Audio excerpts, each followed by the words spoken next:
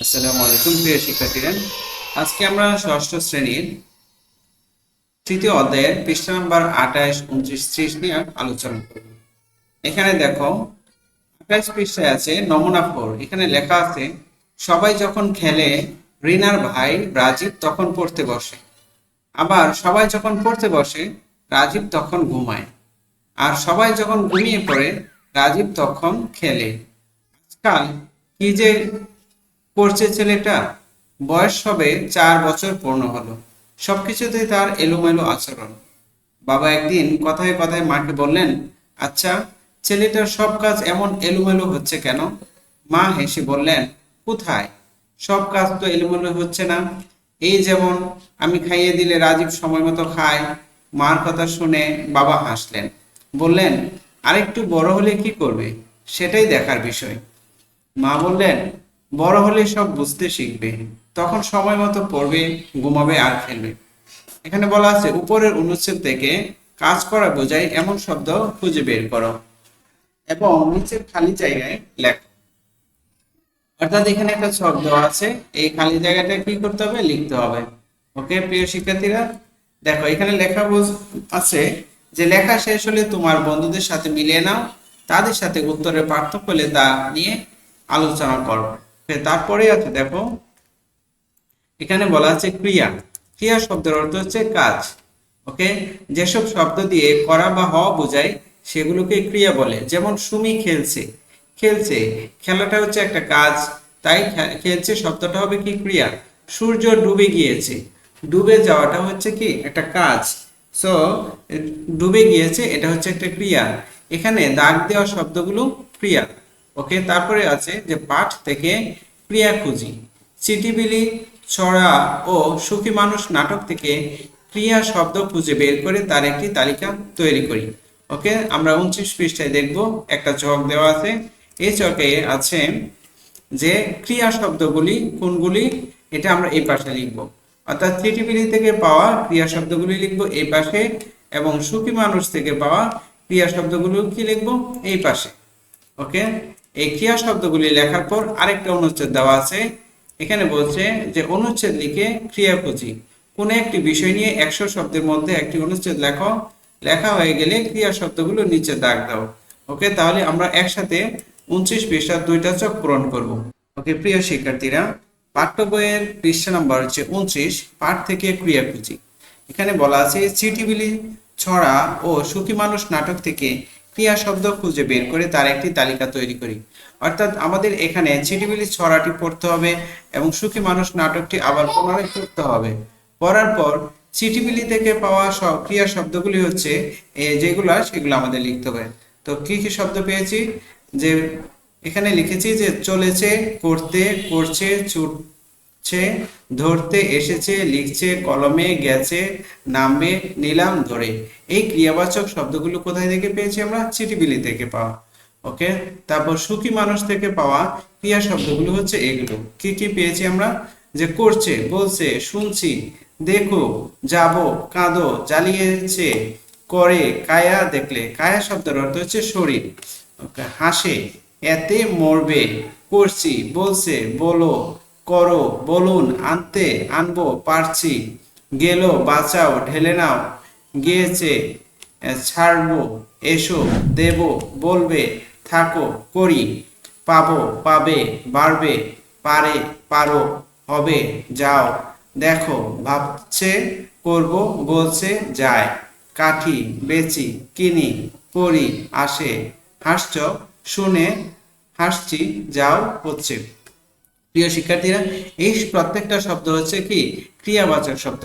তাহলে আমরা 29 পৃষ্ঠার যে পাঠ থেকে ক্রিয়া খুঁজি এই ছকটি পূরণ করলাম। এখন আমরা পরবর্তী অনুচ্ছেদে চলে যাই। ওকে, দেখো 29 পৃষ্ঠায় আরেকটি আছে, যে অনুচ্ছেদ আছে, সেটা হচ্ছে যে অনুচ্ছেদ লিখে ক্রিয়া খুঁজি। অর্থাৎ এই অনুচ্ছেদটা আমাদেরকে নিজে থেকে লিখতে হবে এবং লিখে সেখানে যে ক্রিয়াবাচক শব্দগুলি আছে সেই শব্দগুলো নিচে দাগ দিতে হবে, এবং অনুচ্ছেদটি হবে কত শব্দের মধ্যে, 100 শব্দের মধ্যে। ওকে প্রিয় শিক্ষার্থীরা, তোমরা এখন যারা আমার চ্যানেলটি সাবস্ক্রাইব করো নাই, প্লিজ সাবস্ক্রাইব করে ফেলো। ওকে, তাহলে আমরা অনুচ্ছেদটি পড়ে নিই। দেখো, নারায়ণগঞ্জ জেলার নওয়াপাড়া গ্রামে জামদানি কারিগরদের বসবাস। শতাব্দীকাল ধরে এ তাঁত শিল্প বিস্তার লাভ করেছে শীতলক্ষ্যা নদীর তীরবর্তী এলাকায়। বৈজ্ঞানিক বিশ্লেষণে দেখা যায় শীতলক্ষ্যা নদীর পানি বাষ্প থেকে যে আর্দ্রতার সৃষ্টি হয় তা জামদানি বোনার জন্য শুধু উপযোগী নয়, বরং এক অপরিহার্য বস্তু বলা চলে। ওকে, তাহলে আমরা এখানে কি কি ক্রিয়াবাচক শব্দ পেয়েছি এই কটার মধ্যে? করেছে, দেখা যায়, সৃষ্টি হয় কি এবং বলা চলে। ওকে, পরবর্তীতে দেখো, কুমিল্লা, নোয়াখালী ও চট্টগ্রামে প্রস্তুত খাদি বা খদ্দরের সমাদর শুধু গ্রাম জীবনেই নয়, শহরের আধুনিক সমাজেও যথেষ্ট রয়েছে। রয়েছে হচ্ছে ক্রিয়াবাচক শব্দ। খাদি কাপড়ের বিশেষত্ব হচ্ছে এর সবটাই হাতে প্রস্তুত। প্রস্তুত হচ্ছে ক্রিয়াবাচক শব্দ। তুলা হতে হাতে সুতা কাটা হয় ক্রিয়াবাচক শব্দ। গ্রামবাসীরা অবসর সময়ে সুতা কাটে হচ্ছে ক্রিয়াবাচক শব্দ। এদের বলা হয় কার্টুনি। গ্রামে বাড়ির আশপাশে তুলার গাছ লাগানোর রীতি আছে। লাগানোর এটা হচ্ছে একটা ক্রিয়াবাচক শব্দ, অর্থাৎ এটা একটা কাজ। সেই গাছের তুলা দিয়ে সুতা কাটা এটা হচ্ছে ক্রিয়াবাচক শব্দ। ও হস্তচালিত মানে হচ্ছে হাত দিয়ে চালিত। হস্তচালিত তাঁতে এসব সুতায় যে কাপড় প্রস্তুত করা হয় হচ্ছে ক্রিয়াবাচক শব্দ। সেই কাপড়ই প্রকৃত খাদি বা খদ্দর। রাঙ্গামাটি, বান্দরবান, রামগড় এলাকার চাকমা, কুকি ও মোরং মেয়েরা এবং সিলেটের মাচিমপুর অঞ্চলের মণিপুরী মেয়েরা তাদের নিজেদের ও পুরুষদের পরিধেয় বস্তু বুনে থাকে। বুনে হচ্ছে ক্রিয়াবাচক শব্দ। এই কাপড়গুলো সাধারণত মোটা ও টেকসই হওয়াটা হচ্ছে একটা কাজ মানেই ক্রিয়াবাচক শব্দ। নকশা, রং ও বুনন কৌশল সবই তাদের নিজস্ব ঐতিহ্য অনুযায়ী হওয়াটা হচ্ছে একটা ক্রিয়াবাচক শব্দ। তাহলে প্রিয় শিক্ষার্থীরা, আমরা 29 পৃষ্ঠার যে অনুচ্ছেদ লিখে যে ক্রিয়াবাচক শব্দ খুঁজি সেটা সমাধান করে ফেললাম। প্রিয় শিক্ষার্থীরা, এখন আমরা নমুনা 5 নিয়ে আলোচনা করব। দেখো, এখানে কতগুলো লাইন দেওয়া আছে, তো আমরা লাইনগুলো আগে পড়ে নেই, তারপর দেখি কি বলতে চাচ্ছে। যে এখানে বলা আছে, তুমি জোরে দৌড়াও, আমি ধীরে হাঁটি। তুমি সামনে যাও, আমি পিছনে থাকি। তুমি থামবে না, আমিও দাঁড়াবো না। তুমি ঠিকঠাক যাও, আমি চুপচাপ থাকি। তোমাকে কানে কানে বলি, আমি ভয়ে ভয়ে আছি।